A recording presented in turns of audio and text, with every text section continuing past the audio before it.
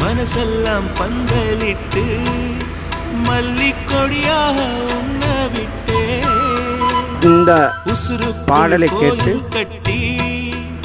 நல்லா இருக்கா நல்லா இல்லையா என்பது எனக்கு கமெண்டில் தெரியும். நன்றி.